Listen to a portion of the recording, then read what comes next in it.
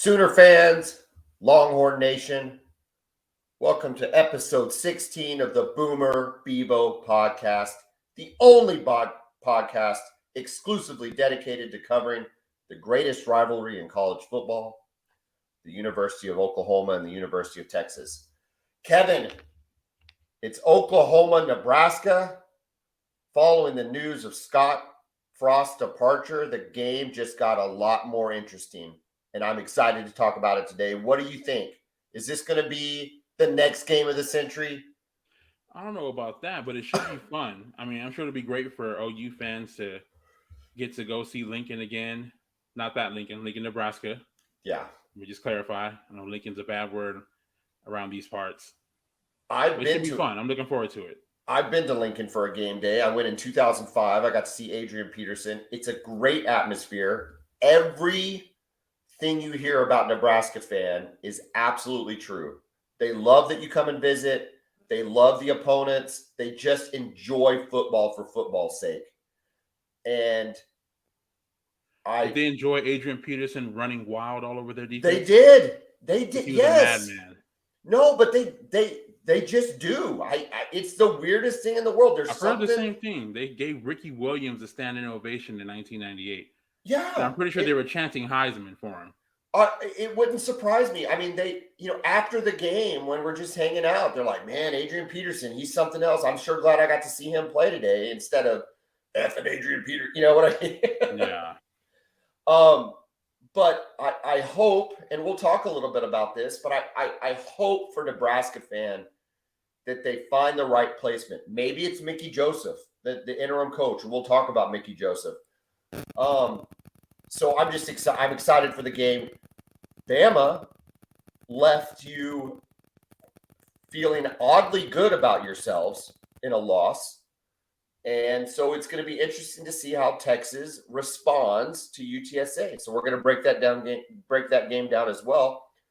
Kevin, I want to give a shout out to a new target market that has been really supporting the Bevo podcast over the last couple episodes. We've always had an exclusive corner on the soccer dad market. Okay. It's been big time. The response from the soccer dads is overwhelming. Now we're breaking into soccer moms. This is a real thing happening, Kevin. Oh man, I was at a game Sunday. Our recap episode had just dropped, and one of the moms was like, hey, listen to the podcast, sounded great, gave me everything I needed to know about the Alabama-Texas game. Boom. Okay. Soccer mom, you know who you are. Thank you for listening. And to all the other soccer moms out there, we're doing this for you guys. So if there's something you want to see different, that's what the comment section are for. That's what our Bevo Pod Twitter handle's for. So if you need some other information to help you get through the games, give us a shout. We're here for you. So thank you. Soccer dads, soccer moms, any sports. If you got a volleyball tournament this weekend, I'm going to be at a soccer games for the entire OU Nebraska. And I will have my ear pods on. I'll be listening to the voice of the Sooners, Toby Rowland. I know what it's like to be on the field. So anything we can do to help people get a better appreciation for what happened in the games, that's what we're here for. Kevin. Absolutely. We've got some games this weekend. Now, unfortunately, week one was like an awesome slate of games. Yeah. Week two was like an intriguing set of games. Yes. Now we're on week three, and Okay. What do we got? Well, first of all, as everybody knows, you and I will pick the Oklahoma game and the Texas game. Oddly enough, we're both 11-point favorites in those games against Nebraska and UTSA, respectively. We're going to pick those games after we do the previews so that everybody kind of knows where we're coming from. I like the way you did that last week. I'm going to mimic it. But as far as the other games to choose from, Kevin, let's run down the list. You tell me which one you want to jump on because it's odd. You have Miami and A&M. A&M is giving 5. They're the 5-point favorite. I find that a fascinating line after just losing to Appalachian State at home. Same here. But I wonder if it's like some sort of trap line that we don't know about. So you never know with Vegas. That's game number one. A Big Ten Pac-12 matchup between Michigan State and Washington. Washington is the favorite. It must be in Seattle then, right? I think it is. Yes, they're giving 3 points. Washington State. Who did they upset last weekend? Wisconsin. Yeah, so that was in Madison. I don't know if that's maybe one we should take. A local flavor, NC State. I say local flavor because it's a Big 12 team. NC State versus Texas Tech. NC State is giving 9.5. Tech is 2-0. Aren't they? Where's that at? Do you know where it's being played at? It looks like I think I've got it written down as Texas Tech. Wow. Okay. Let me double check these. I'm gonna pull these up just to double check them because I want to make sure. Now you're asking good questions. Lubbock, yeah, if that game's in Lubbock, it's an interesting spread. Yeah. Let's see if I can find it here. Oh, now all of a sudden it's not letting me pull it up.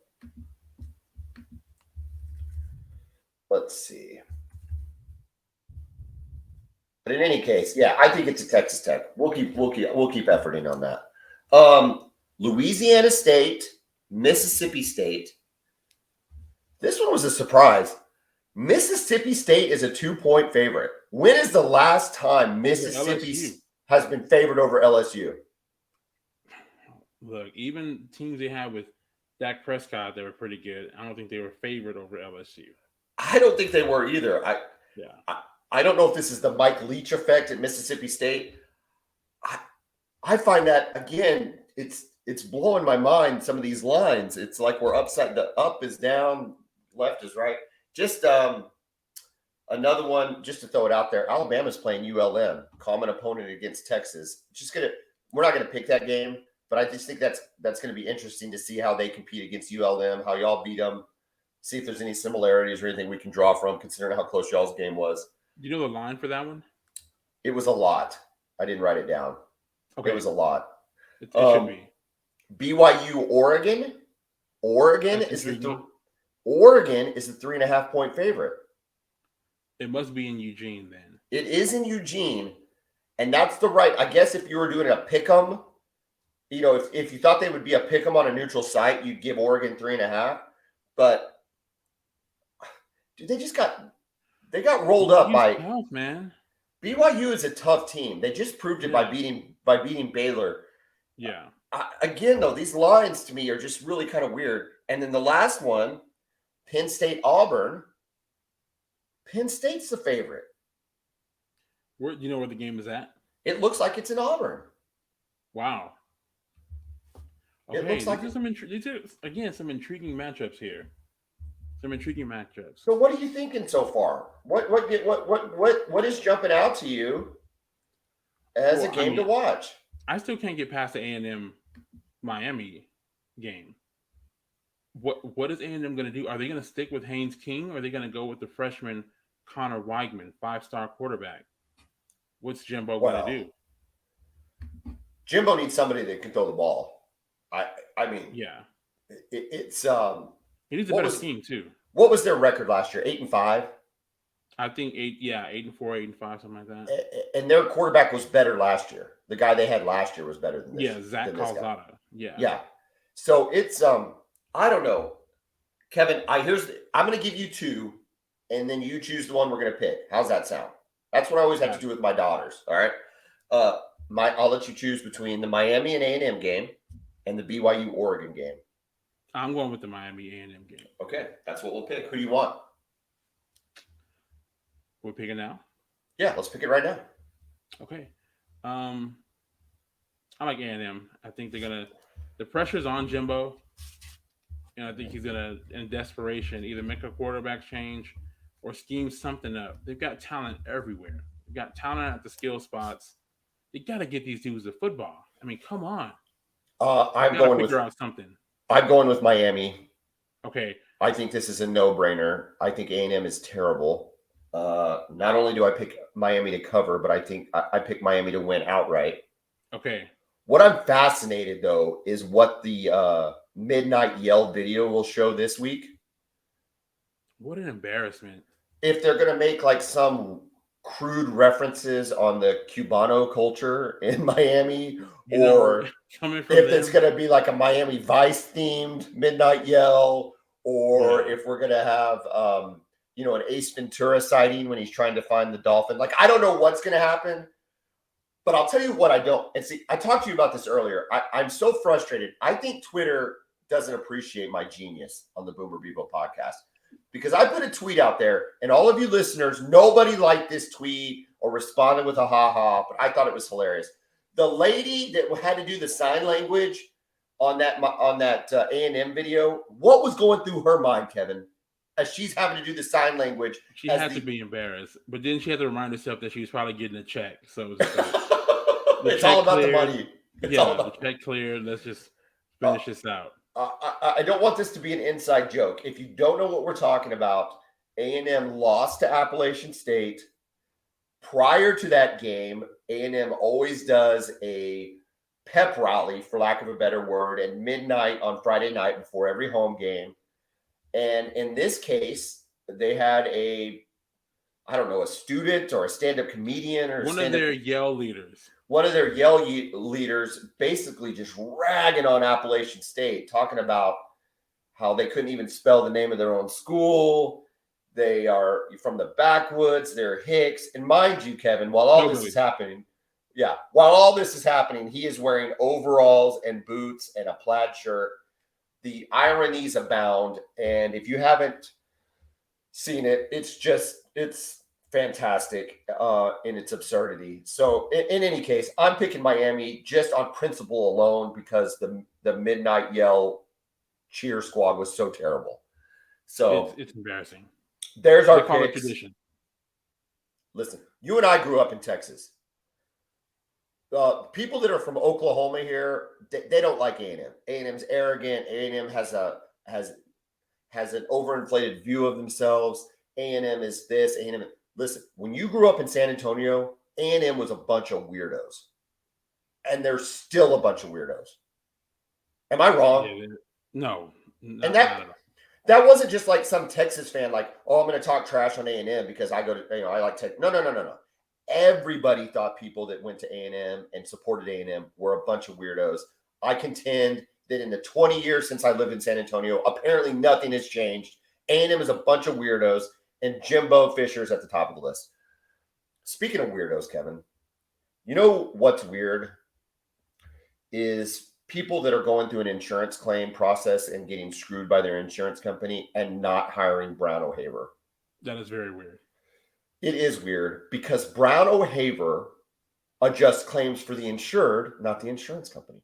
So if you're having a hard time with your insurance company due to a fire, a wind event like a tornado, a hailstorm, a flood, vandalism, whatever the case may be, give Brown O'Haver a call, 405-735-5510. Let them fight for you, not the insurance company. We routinely get our clients 30 to 40% more than they get on their own. But more than that, we take the weirdness out of the process. You don't have to deal with the weirdos at the insurance company. You don't have to deal with the adjuster who's probably related to Jimbo Fisher. You get to deal with sanity. You get to deal with people that will treat you like a person and not a claim number. Okay, that was cheesy. But in any case, call Brown O'Haver, 405-735-5510. Cheesy but true. But true. Thanks, Kevin. Let's break down Oklahoma, Nebraska. Kevin, I've got some notes on Mickey Joseph. You got any thoughts on him replacing Scott Frost, at least in the interim role coming into this week? Any initial thoughts on Mickey Joseph? Well, he must be someone who has the respect of the team because this is his first year on the staff. So for him to join the staff this year and already be named the interim head coach, he must be somebody who's made a huge impact already. Came from LSU, coached there under Coach Orgeron. But yeah, he must have the respect of all the players already. Well, let's be real clear. When you say he coached for Coach Ogeron, it's possible that he might have been the single best recruiter and or developmental coach on that team because he was the wide receivers coach at LSU. And when they won the title in 2019, they didn't just have a good receiving core. They had an historic receiving core. Absolutely. Jamar Chase, Jordan Jefferson, Justin Jefferson, Terrace Marshall. Not only, how's Marshall doing in the league? Yeah, he's doing okay. He's still getting acclimated. He's okay. Talent, man. 5-star receiver coming out of high school. But Justin Jefferson and Jamar Chase are already possibly the best 2 receivers in the league. I don't think I'm even being correct. Funny. No, not at all. And Justin Jefferson was a 2-star recruit now. He wasn't a 5-star guy. A 2-star recruit.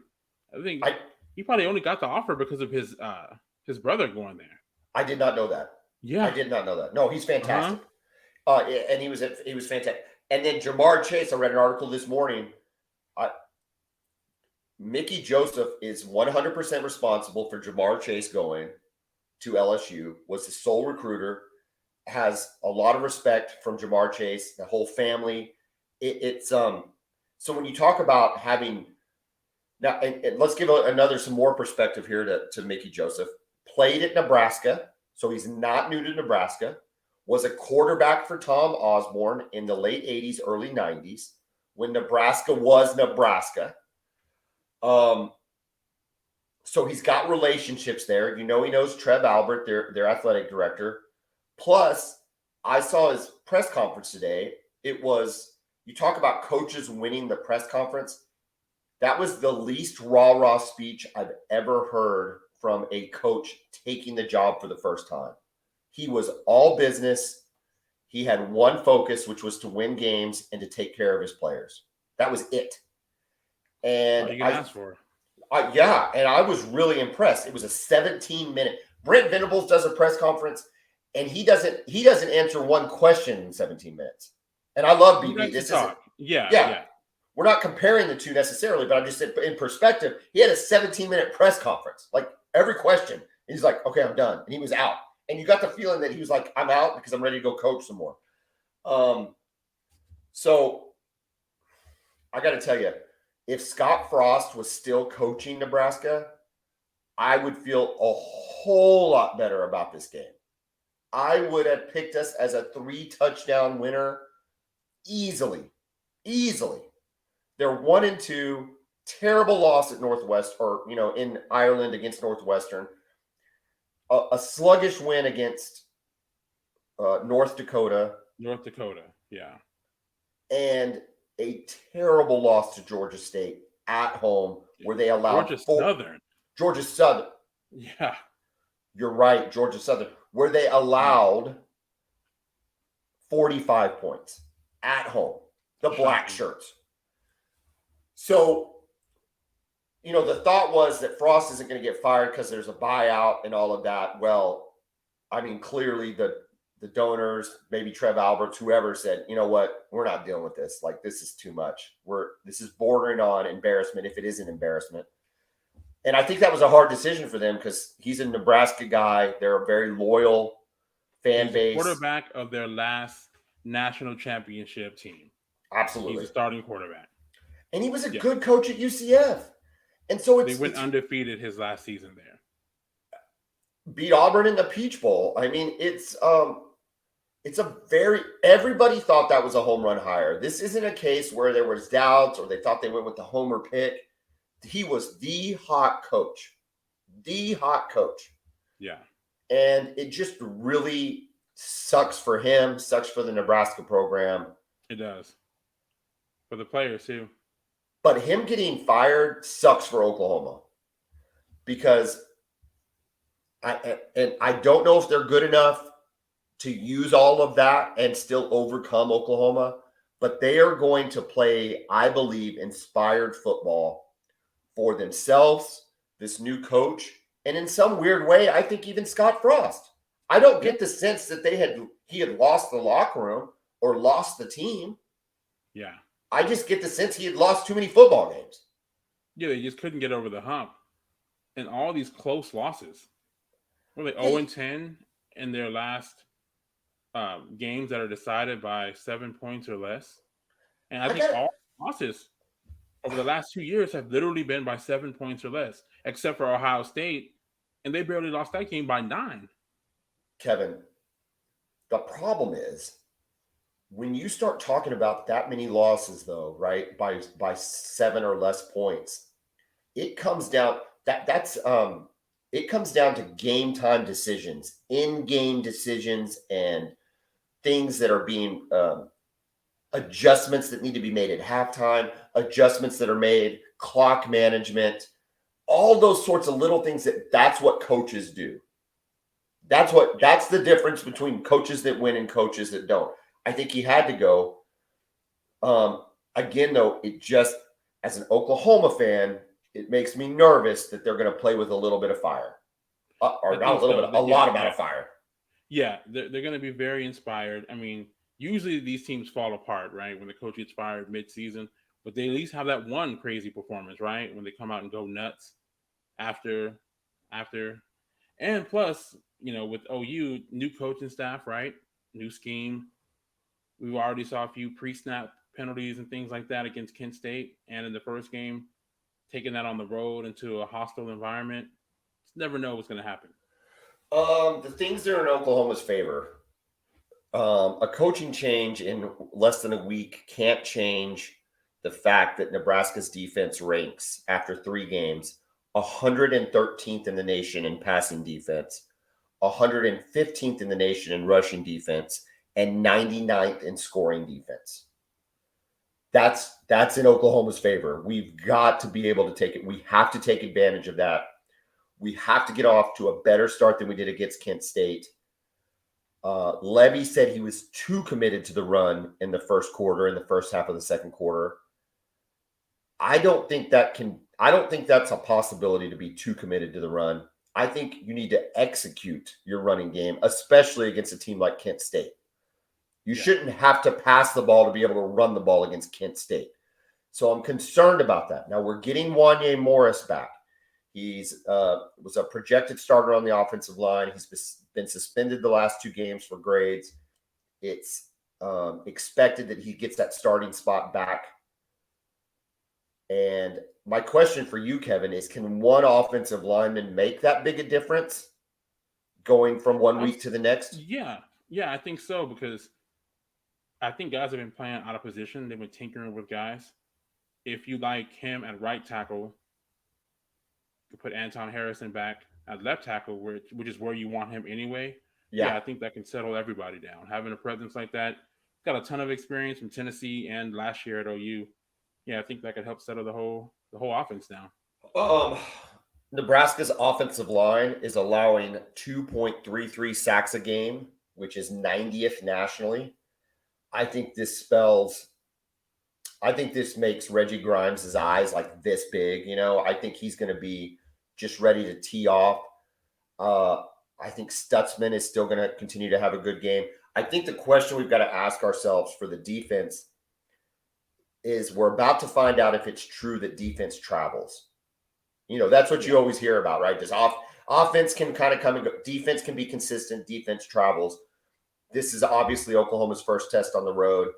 It's going to be a better offensive squad than they've seen, at least from a size and speed standpoint.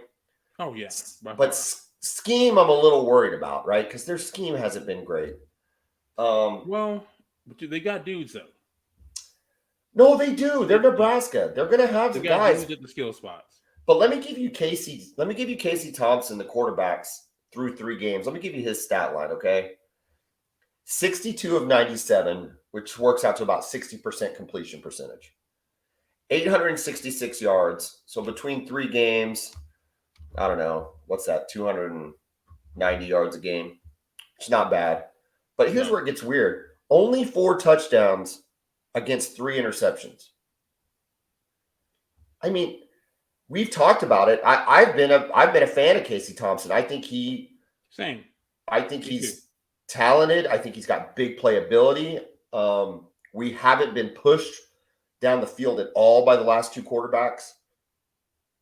I don't know if that's a function of us laying off and just begging them to throw short and keeping everything in front of us, or a function of the offenses that we played. But you've got to figure Casey's going to take some looks at us. He's got a great deep ball. So I don't know, but I look at that line and I got mixed emotions, whether he's as good as in my brain as I remember him from that Red River shootout where he scored 51 or 48 or however many he scored. So, yeah. I mean, what do you think? What are you hearing about Casey Thompson? And well, go ahead. Look, I'm sure he's fired up for a multitude of reasons, right? Obviously, what happened with the coach, and look, this is his last shot against his dad's alma mater, right? He gave it a good go against you guys in the Cotton Bowl last year. Came up short because of the second half meltdown that they had. So I think he'll be fired up, and I think we'll see by far his best performance this weekend. Now, will that be enough for them to win or even keep it close? I don't know. But I think he'll play well. You'll see the best of him this weekend. Real quick, just questions I think we need to have answered. I've already mentioned Wanye Morris. Is Jeff Lebby going to open up the playbook? But I've got another question next to that is, should he have to? Is Nebraska's defense good enough that he should have to open up the playbook? Again, I mean, go ahead. I just think it should be a matter of execution. It's a lot like against Kent State. Line up and run some plays and just be the better team. Oklahoma, by all indications, is the better team. So, yeah.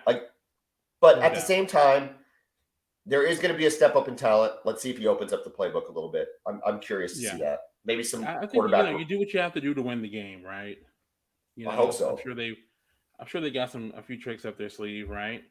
And I'm really curious to see Dillon Gabriel in this kind of environment, right? He's been pretty good, right? He's been first two games. He's been. We talked about this. I think his stat line was misleadingly good out of Kent State. But yes, I think it is. But you're right. This is again the first test, kind of hostile, and as hostile as we think Lincoln can get. I think you're going to see a lot more quarterback run.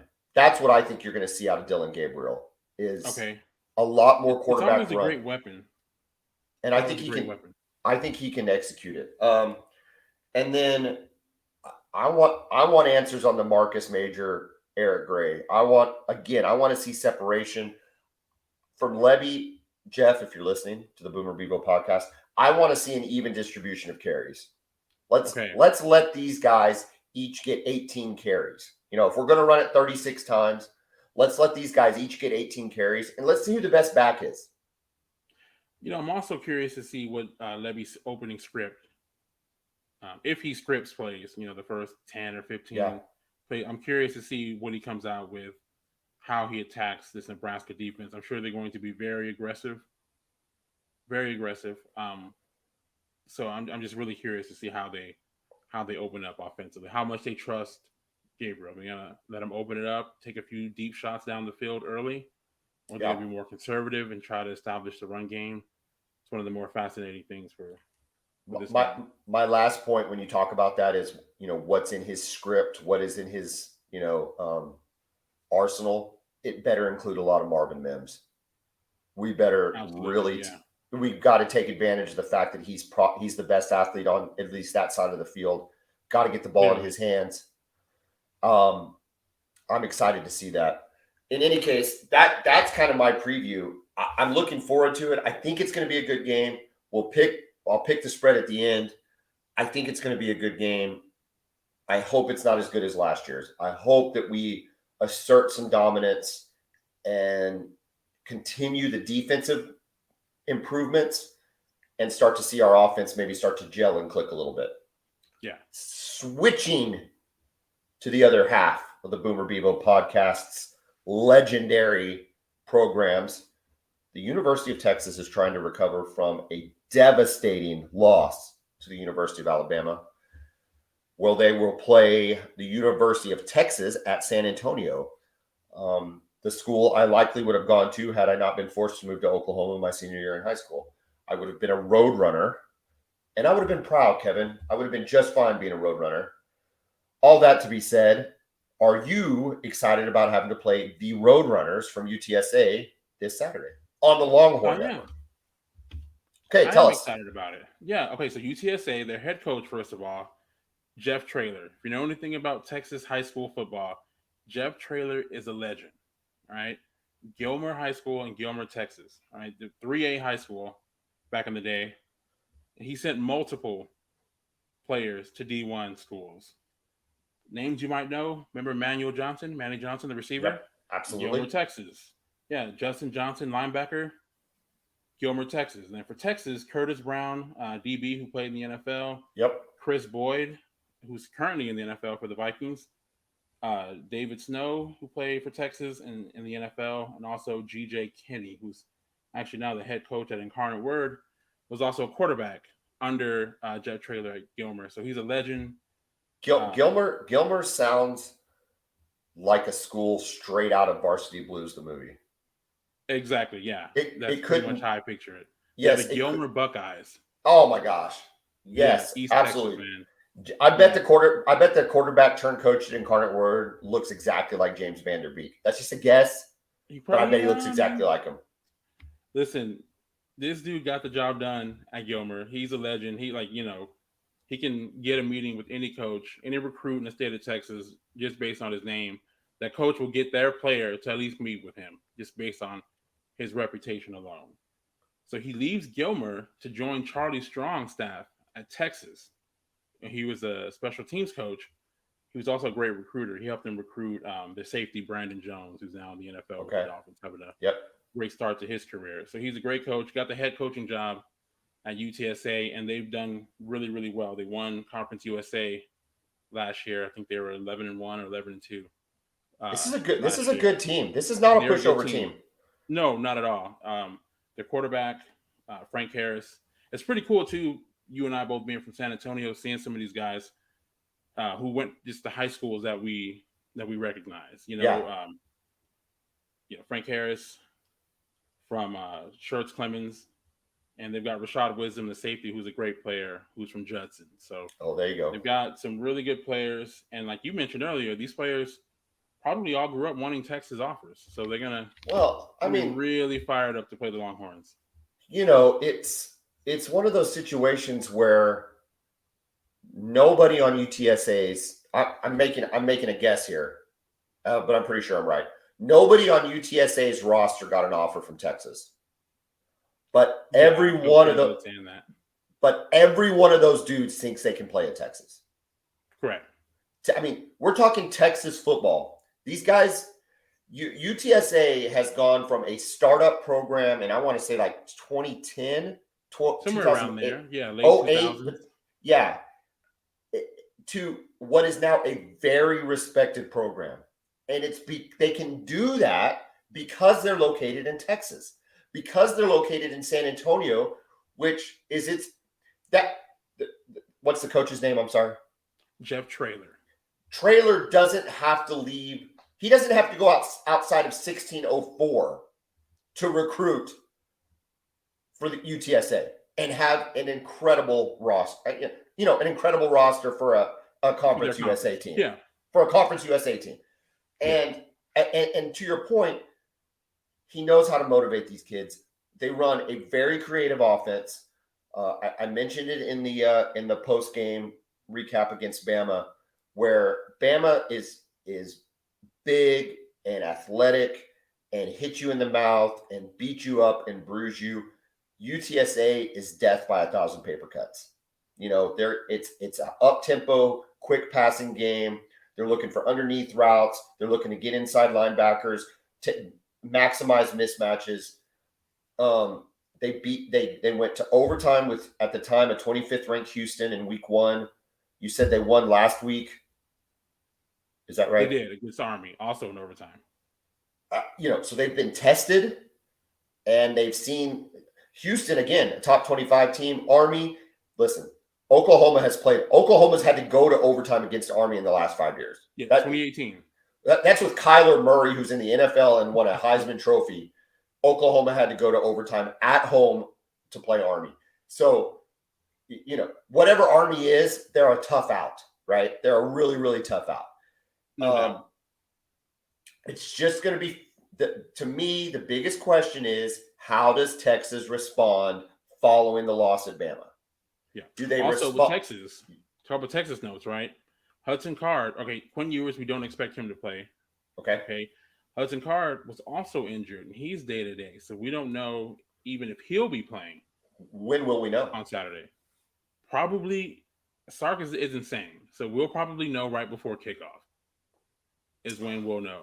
Why do they do that? What is the point of that? I get that. I think that's an old Coach Snyder at K-State, his deal, not telling anybody anything about injuries, so that way the other coaches don't know who to prepare for. So if it's not him, it'll be Charles Wright, who is a redshirt freshman out of Austin High School, Stephen F. Austin High in Austin. He's not. I think he's played, but he hasn't thrown a pass yet in his career. What was he? What was he out of high school? He was a 3-star recruit. No, he was a 3-star recruit. Well, why is Malik Murphy not getting any love? He is not injured. Malik Murphy got injured in the state championship game in high school in December. He had a pretty bad foot ankle injury that required surgery. He is not cleared to play yet. Oh, sorry, did say that. That wasn't discussed this summer, though, was it? No, but I think because he was just so down on the depth chart, he's cleared to throw, but he's not cleared to play. So okay, well, let's go. Since we're on the podcast and we can talk about what we want, let's take this discussion a little deeper. Is that a concern that who is okay? All right, so Ewers is out. Card is questionable. Yeah. Now again. He hasn't even confirmed that Ewers is out. He said that everybody's day to day, but from everything that I've heard, Ewers is not playing. I don't expect to see Quinn Ewers. Okay, let's just go with that for right now. Ewers is out. Okay. Card is 60-40 playing. Okay. I have no idea, but we can say that for the discussion. So your third string quarterback has a he has a 40% chance of playing based on our calculations, right? The backup quarterback, correct. The third string quarterback. Oh, the third string. Okay, yeah, we can say that. Who's his backup? You know what? If he gets hurt, we are putting Roschon Johnson in the backfield, our backup tailback, and running Wildcat. We literally won the K-State game doing that last year. When Casey Thompson, you're not joking. You're saying that you believe that. Oh yeah, no, I am absolutely. We literally beat K-State doing that. You probably Casey Thompson couldn't throw the football last year. Hudson Card had an ankle injury, and so Casey Thompson could play, but he really couldn't throw the football. So I think we put Roschon Johnson in the backfield, ran him 25 times out of the Wildcat, and won the game against K-State. Well, if he can run the Wildcat next to Bijan Robinson, that's a tough ask for a defense to try to cover between two tailbacks, one of them being Bijan Robinson. Because if they key on Bijan. I know we're going down a rabbit hole there, but that's fascinating, Kevin. What's your injury front like on defense?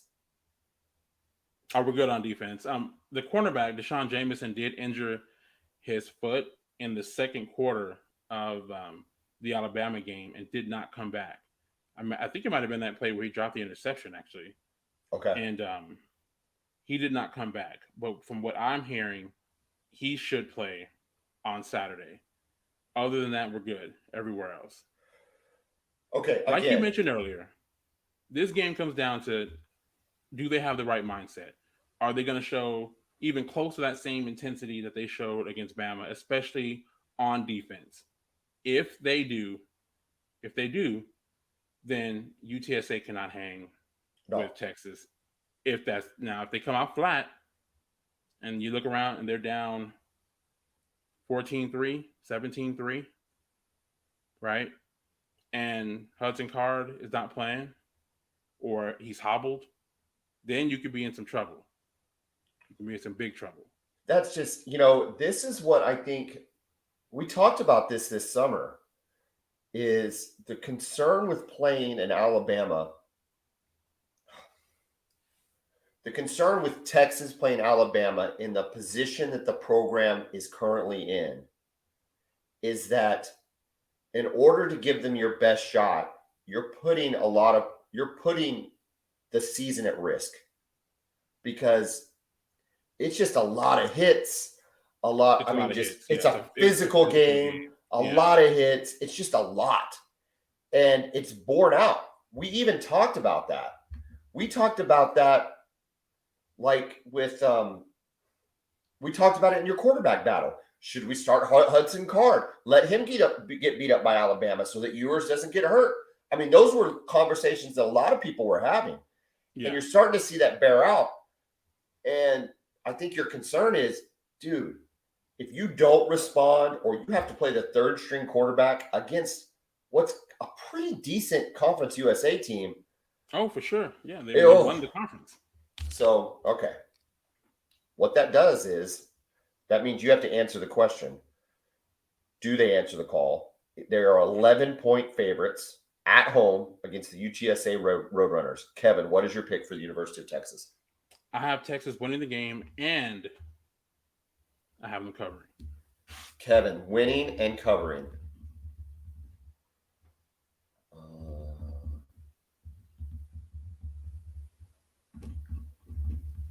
I picked UTSA to win it early in the year. I'm sticking with it. I'm taking UTSA. I'm taking UTSA to cover. Okay. UTSA to cover. And to win.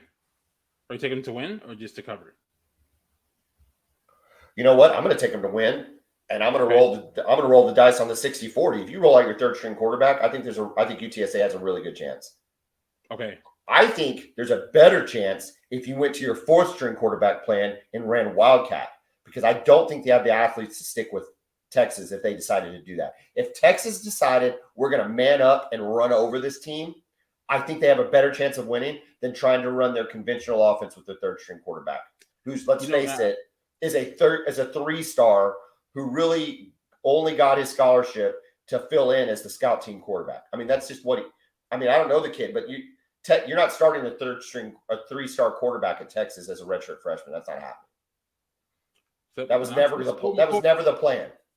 Yeah, not since Colt McCoy, and that wasn't the plan either. It was supposed to be Ryan Perrilloux. So you think this kid's Colt McCoy? You think this kid's Colt McCoy? No, come on. Okay, all right.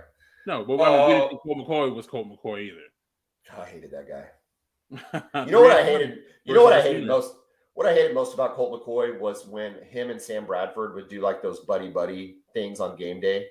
Yeah, where they'd like play ping pong against each other and hit golf balls together and blah blah blah. I was like, what is happening? This is disgusting. It's like a dating show. I hated it. Hey, they're boys, man. Good dudes. They're just good dudes, man. They're good dudes. It made me hate Sam Bradford for a little bit every year. And I love Sam Bradford. I'm sure Sam's a big listener of the Boomer Bevo podcast. And I'm just telling you, Sam, when you did those, I hated it. You're talking like me about Quentin Griffin. You're mad because he went 3-1 against OU. Yes, absolutely. I'll tell you the game that we should have won was y'all's best season, but whatever. That's the one we should have won. The 08 game? No, the 09 game. Okay. Oh yeah. Y'all's best season is the 09 game. We were better. Our best season. The team was better in 08 though. Whatever. We have he throws an interception that should have been a pick six. Who was the guy? Who do you throw it to? Was it Brandon Williams? Brian Jackson. Brian Jackson from DeSoto. And Brian Jackson can't outrun Colt McCoy. Colt McCoy runs him down. It was almost like, do you remember in the playoffs with Roethlisberger and Jerome Bettis when they were going to punch it into the goal line? Bettis fumbles the ball, Colts recover, and they're about to run it for a touchdown, and somehow Roethlisberger makes a shoestring tackle and saves a playoff run. Yes. And won the Super Bowl that year. It was very similar to that. It was very similar. Season. I mean, Brian Jackson is a cornerback and he ended up playing in the NFL. Very good cornerback. Uh-huh. Makes the interception. It is a pick. All he's got to do is beat the slow-footed white kid. And he doesn't do it, and we lose 16-13. Oh, my God. Thanks a lot, Kevin. Earl Thomas, though, man. 2 picks on Landry. Yeah. He was good, man. Dude, we had such hope when Sam started that game. Speaking of Sam Bradford, we had such hope for that game, and I don't know that anybody really thought he was going to make it, and he did not. Yeah, it wasn't even a big hit. I mean, they brought Aaron Williams on the nickel blitz and just tackled him. Yeah. It wasn't even on the shoulder. He kind of went straight down on his stomach. And it wasn't. He was done. Yeah, Shout out to Sam Bradford, though. A lot of respect for that guy. Heisman Trophy winner. Yeah. You know what? He got screwed. Listen, we keep going down these little rabbit holes, but I love it. Hey, him and Vince Young. He got screwed in the NFL with the same coach. Yeah. The same coach. Young. The curse of Jeff Fisher. Jeff Fisher was one crappy NFL coach that lasted a really long time in the NFL for reasons that are unbeknownst to anybody that knows anything about football or has ever watched football. 4 winning seasons in 16 years as a head coach. Yeah, and caught fire with Steve McNair that 1 year. Got to the Super Bowl and then. And I think that was all Steve McNair. Honestly, that team was loaded. And you had the running back, right? Wasn't the Eddie George? Eddie, God, he was really good. And so my guy Javon Curse. Yeah. Rookie. He was good. Yeah, 16 and a half sacks as a rookie. Dude, listen, Jeff Fisher, listen, he made Vince Young almost want to kill himself, right? So that's number one. I don't want to make fun of suicide or anything, but he almost made Vince legit. Yeah. That's a legit deal. He almost made Vince Young want to kill himself. And Sam Bradford, I don't know what kind of mental torture he put that guy through, but it was insane. Sam Bradford was a good quarterback. I remember his first preseason game was drop. He was 8 for 8 in his first preseason game. Quarterbacks regress in the NFL. Yeah, you're not supposed to regress. That means you're not getting coached well. Everybody thinks he was a bust. He was the rookie. He was the offensive rookie of the year that Just year. like Vince Young, same thing. Offensive rookie of the year. He was a good player. Mm-hmm. Jeff Fisher, you suck. Yeah. You and Jimbo Fisher suck. All right. Back to... Are they related? Probably. They might be. Yeah, they're cousins. Back to 2022. Oklahoma plays Nebraska. 11-point game. Oklahoma covers, but they just barely cover. I think this is a 2-score game. I think they win 35-21. Okay. I think OU wins, but I actually don't think they cover. I think they win. I think it's close to covering. I think it's 8 or 9 points. Kevin picks Nebraska to cover. But OU to win the game outright. OU to win. All right, dude. You're 5-4 on the year, and I'm 6-3. So for all of you out there, I think you want to listen to my picks because I'm better than Kevin at picking games. Clearly. How about that? We'll see not even close. When the season's over. It's not even close. I'm excited. I'm intrigued by this group of games. I'm intrigued by the matchups. I think UTSA is looking like because of what happened in Alabama, because of what happened with Ewers, because of the whole quarterback thing. I think that takes on a whole lot more intrigue for that game. And I think a 1-2 Nebraska team for Oklahoma, which had lost all of its intrigue, kind of picked it all back up with Scott Frost firing and Mickey Joseph stepping in. I think it just adds a whole nother layer to the game. I'm excited to see how both of these play out. I think at least for our two schools, it's going to be a very revealing week for how the season's going to go. And I think, again, for both teams, it's all dependent on the mindset of our individual teams, not really what the other opponent is going to do. That's a good point. If Texas can do what Texas is capable of doing, and Oklahoma can be Oklahoma, we both win these games. It's correct. And also, I've also heard that UTSA has got some depth issues on the offensive line. If Texas defensive line shows up anything close to what they showed up against Alabama, then they should be able to completely dominate the line of scrimmage. So again, that's the question, though. Kevin, where can they hear us? Anywhere you can find a podcast. Apple Podcasts, Google Podcasts, Spotify. You look for podcasts, you can find us. Just search Bevo Podcast. We're on there. I asked, the Ref puts us on their Podomatic page. And I love the Ref. 94.7 in Oklahoma City, 1400 AM in Norman. They're statewide. The Army. Yeah, you and I are in the Army. And I love the Army. But I feel like the Army is kind of taking the week off because Oklahoma was playing Kent State. I think the Army is kind of acting like Oklahoma's offense in the first half. And I need the Army to decide that they are actually an Army and will mobilize and help a fellow soldier get some Oklahoma gear. I'm not even wearing an Oklahoma shirt today. This is meant to show you where I'm ranking at in my own household. I've got to have 100 subscribers to the YouTube page. You're listening. We see the stats. We have over 500 listeners every week on the Bevo Podcast. You're on YouTube every freaking day.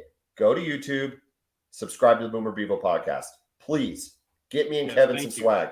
We need swag before we play OU Texas. I need to go get myself a shirt that's got Barry Switzer wearing a Beat Texas hat, smoking a cigarette, so that I can show it off to Kevin before I go down to Dallas. You don't even have shirts like that. You don't even know what are you going to get? Like a John, who is your coach? Makovic? You got like a shirt with, that's who you. Yeah, not Darryl Royal, not Mac Brown. That's the shirt you're going to get. You'll probably get like a Makovic shirt wearing those 80s pants with the buttons. That's what I imagine. Pants? Those are the same pants that Switzer was wearing. Yeah, but Switzer made him look good. Okay. Did he though? Switzer the cigarette thing, that's cool. I'd be smoking on the sideline. Listen, dude. Switzer was sexy then. He's sexy now. He's one of the sexiest men to ever live. Hey, shout out to Coach. He's the king. Listen, I know we're running along on this podcast, but I'm sorry. I got to tell at least one Barry Switzer story. I used to referee little kids' basketball games. Okay. And we were warned as referees in the Norman area not to be fanboys with the people that would come to watch games. Because like Sherry Cole would come watch her kids play. At the time, Jay Norvell had a couple twins that played basketball. On and on. Always some kind of OU people were playing basketball, and we're just talking little league basketball. Nothing big deal. Church league, had churches and stuff like that. Switzer walks in one day, and it was cold outside, and he is in a full-length fur coat. And it just looked fat. I mean, he looked like a pimp, and it looked fit. And only he could pull it off. There is an actual pimp couldn't have pulled this off like Barry Switzer pulled it off. And the difference with, everybody else kind of when, the famous people of Norman or Oklahoma, they would sit in the corner and try not to draw attention to themselves. Not Switzer. He would set up court, and he'd just take all comers. And it was almost like there was a receiving line of all the dads that just wanted to say something to him. And he was awesome. And he comes up to us after the game and he says, guys, that was one of the worst refereeing games I've ever seen. It's probably the best compliment you've ever received. Oh, it was fantastic. He hits us on the back and says, keep it up. We really appreciate it. Coach, we love you. I'm looking forward to this week, Kevin. Boomer. Hook 'em.